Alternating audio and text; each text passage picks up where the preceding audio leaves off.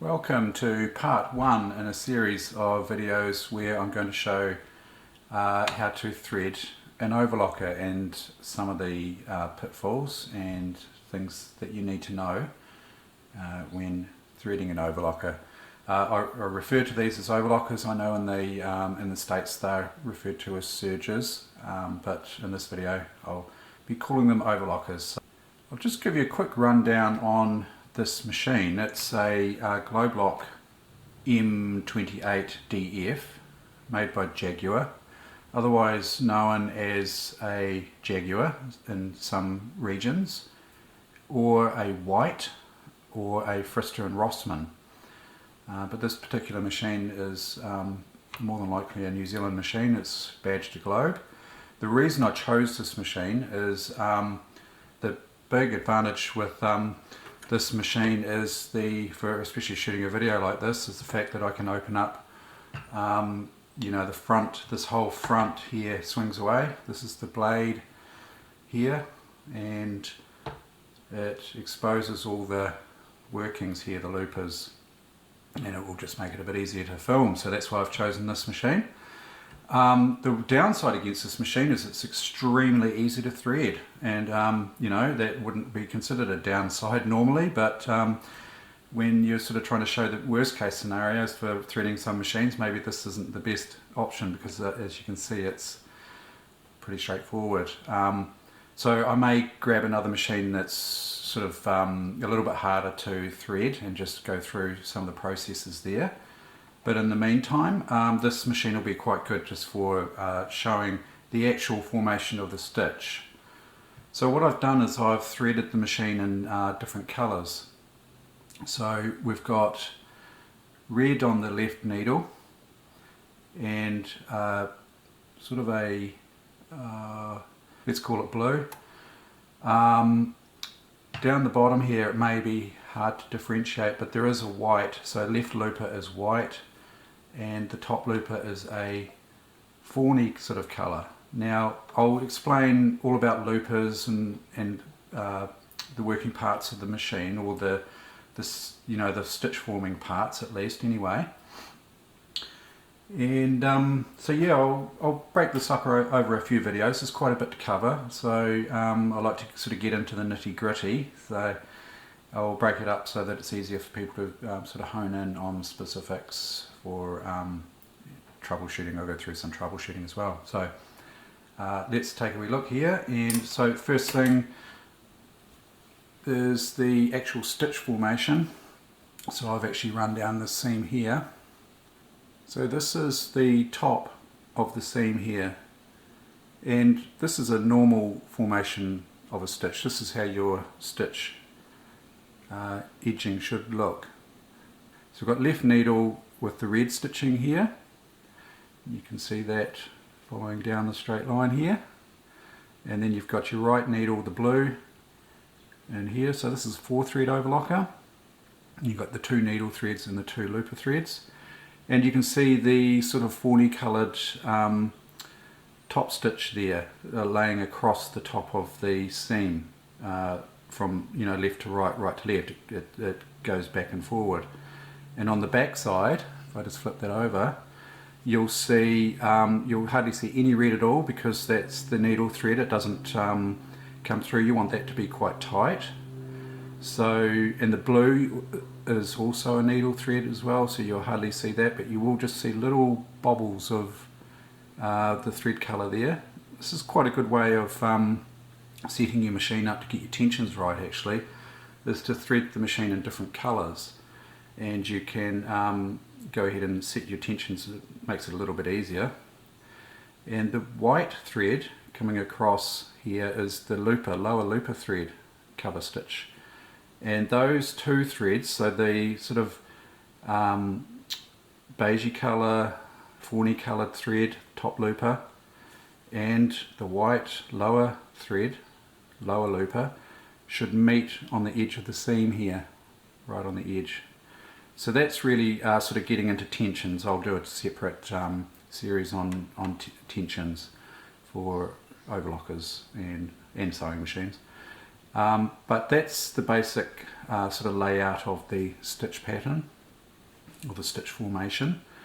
If you haven't used your machine for a while and you're not sure what sort of condition the needles are in, just go ahead and change the needles. So I find that you know, a big problem with sewing machines and overlockers in general can be bad needles. So just go ahead and change them with good, known new needles for a start. If you're having any troubles, just change the needles, first thing to try. So first thing I'm going to do here is unthread the machine, and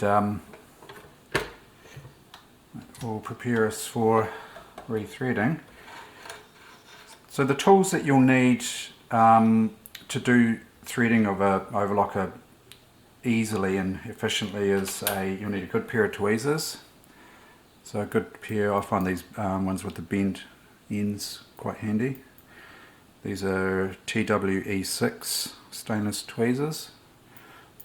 I find those the best, but any good, you know, sort of pair of tweezers will be fine.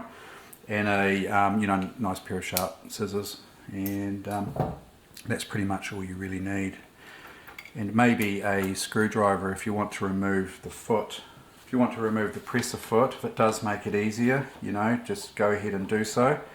There's some machines have a clip-on type foot with a little quick release to release just the sole here, but this one I'll take the screw, take the whole thing off, holus bolus, and that gives you easy access to the workings, you know, the needles and bits and pieces. So that's your tools that you require. Now the main thing with preparing any overlocker is to make sure that you've got this thread stand positioned correctly. That actually pulls sideways there. Some machines won't do that. That just clears up the workspace over here so that the stand doesn't interfere with the work coming out the back of the machine. So that just slides across. Oh, you can also see I'm using different types of thread here. That's no worry really. These are just a polycotton, spun polycotton. Likewise with these bigger cones, so these are a 3000 meter and these are a 1000 meter. So we're looking top down here, sort of side on, top down on an angle, just to make it a little bit easier to sort of show this.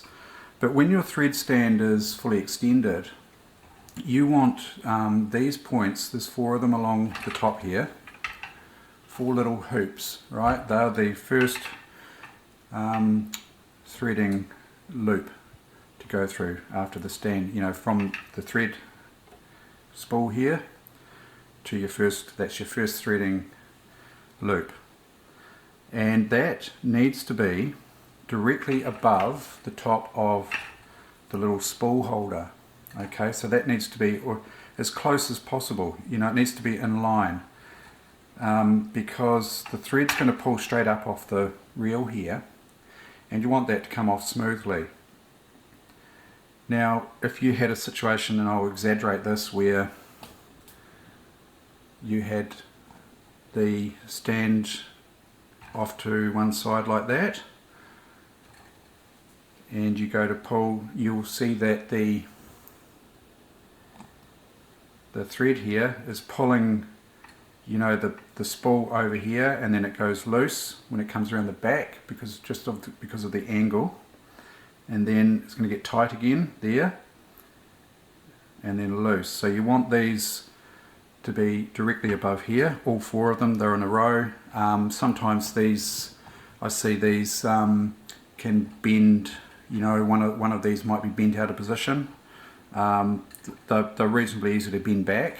Yeah, just be careful if the bend is close to the little attachment, you know, where the wire joins the mast here. Just be careful when bending that there. That can snap the little plastic if it is bent there.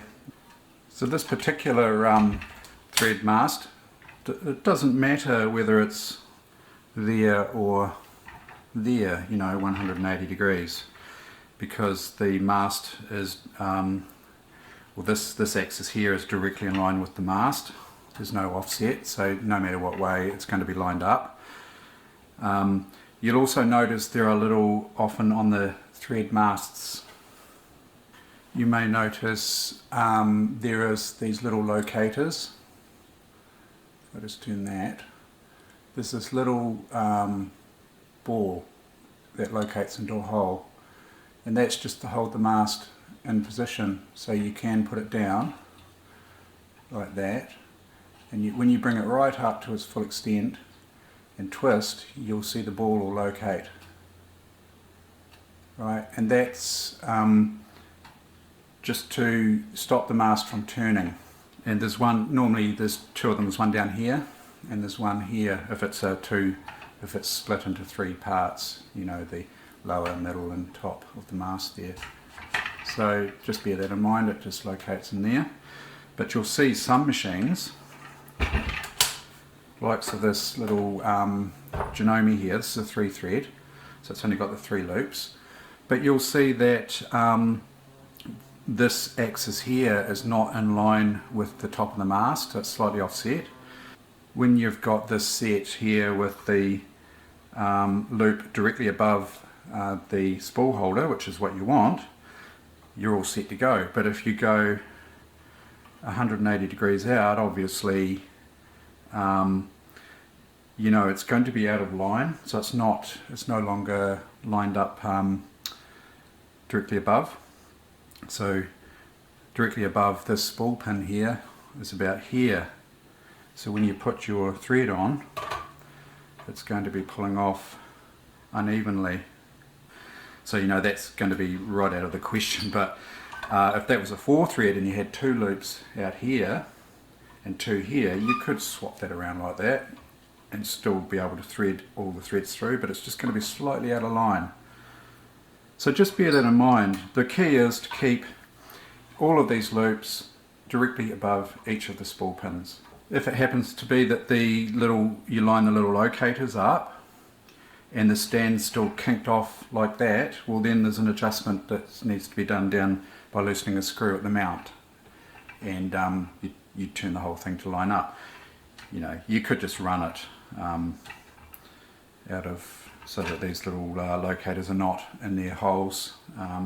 Just keep an eye on the stand to make sure it's not vibrating out of position. But yeah, if you have a problem with that alignment, just get your mechanic to have a wee look at that. So that about wraps it up for the first part. Is really just sort of dealing with preparing the machine and making sure the stand and the mast and everything is working fine. In the next video I'll be going through the threading of the machine and you know, converting between 3 and 4 thread overlocking. So threading for 3 thread, threading for 4 thread. So keep an eye out for that in the next part. So yeah, thank you very much for watching.